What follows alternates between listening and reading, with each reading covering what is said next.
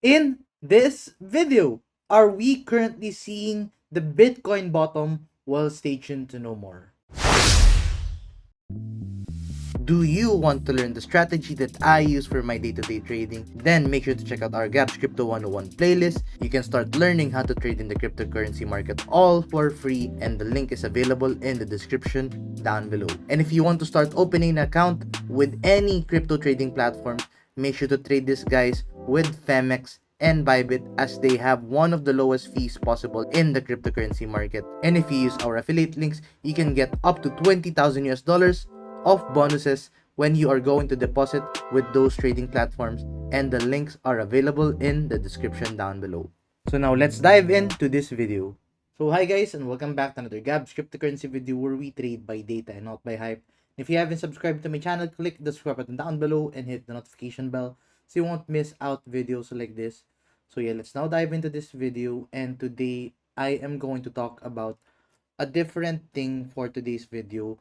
I am going to discuss my long-term short position and where are we with the current market cycle of the Bitcoin price action, because I think right now we are currently seeing some critical areas which we have to monitor.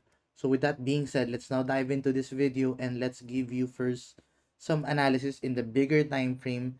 Then later, maybe we can give you an update on the smaller time frame, such as this latest movement which we are currently seeing, the latest short position that I have recently opened. But yeah, let's now dive in to the Bitcoin charts and let's try to look at an index chart dito. So let's try to clear first dito yung mga previous ating analysis. So if you are going to open the Bitcoin weekly time frame, the Bitcoin weekly time frame will actually show or tell you one of the longest historical Bitcoin data using the index chart. And the very crucial thing that you have to monitor here is the 200-week moving average. And why is that? Because if you're going to look back in time, 200-week moving average is always the support area of a Bitcoin bear market. So whenever na we are in a Bitcoin bear market, the 200-week MA is going to act as a critical support area. But right now, where are we currently heading with the 200 moving average? So if you're going to look closely, this, sorry, nalipat, stay on page. So if you're going to look at the Bitcoin price action, this is where the 200-week moving average currently is. It is right now playing around the 60,000 US dollars. If you ask me 2 or 3 months ago, the Bitcoin bottom would be around 56,000 US dollars. But as you can see, as time goes by, pataas ng pataas itong moving average. So what does this mean? It means na the more na we consolidate dito with the Bitcoin price action, the more na we delay the bear movement or the bearish movement, the more na we are going to see a higher Bitcoin bottom. So as you can see, as time goes by, if 60K siya currently for this month, if let's say this continued up until maybe let's say September, you will see that the Bitcoin bottom would be actually be around 63,000 US dollars. So I believe na there are a lot of moon boys na nagsasabi na ngayon na we are going to see 30K Bitcoin. But looking at the historical data, 30K is more likely impossible for us to see, and it's roughly playing still around the 55 to 60K pa rin naman yan, yung realistic possible area. Kasi if you're going to look back in time, we have seen Bitcoin going down below the 200-week moving average. So it is still possible na bumagsak siya below dito to 200-week moving average. But as you can see, the more na we consolidate dito, the more na pataas to. So in that case, we would not discount then na it could also be possible na yung bottom natin is already in the 60,000 territory. So with that being said, ano na ba mangyayari sa long-term short position natin? So right now, I am going to take another partial profits with my long-term short position at the current price. And then yung final short position close ko is would more likely be around 64,000 na. Before, 60K yung final take profit area ko dati. But right now, 64,000 US dollars is going to be my final take profit area. I'll be closing my long-term short position from there.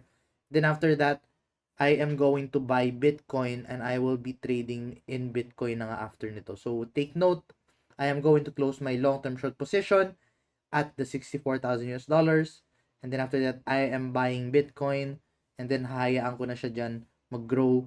When it comes to our long-term long position strategy, I'll discuss that in another video. But yeah, right now, 60K is looking like a Bitcoin bottom dito. So, and as you can see, the more na we are currently delaying it, the more it's looking like a 60K Bitcoin bottom. So, with that being said na nga dito, we can actually still see Bitcoin bleed, such as nito, yung nangyayari ng previous market cycle.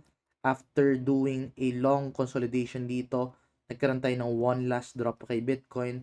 I think that is still possible pa din with the current price action. We might see a long-term consolidation dito, tapos isang bigla ang crash.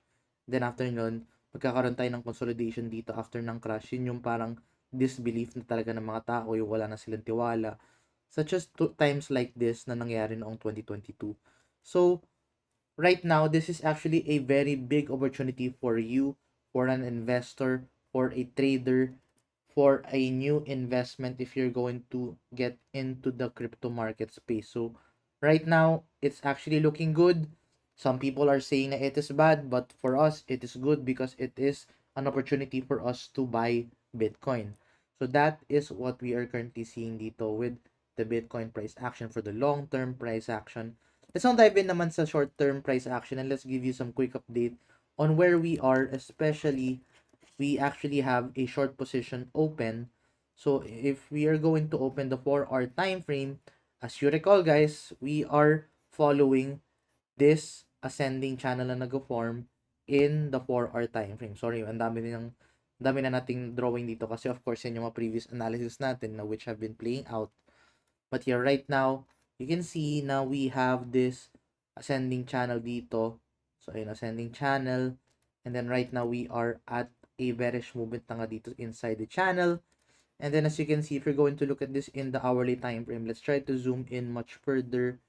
Sa hourly time frame, you can find now we actually have started forming a shoulder, a head, and then another shoulder, which is a head and shoulders pattern, which is more likely going to lead into a bearish movement. You just need to get the height of the head.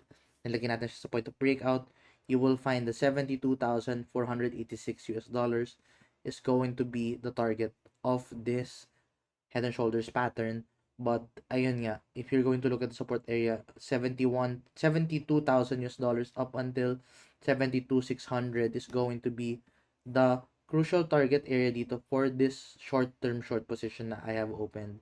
So right now, in trade ko, a short-term short position is currently open and I am currently targeting 72,300 up until 72,600.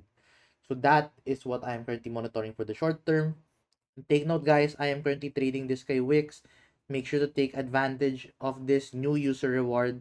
If magde-deposit kayo $100, you will get different bonus. You will get $20. You will get depending on the amount that you are going to deposit. So make sure to check out our sign up link dito with Wix.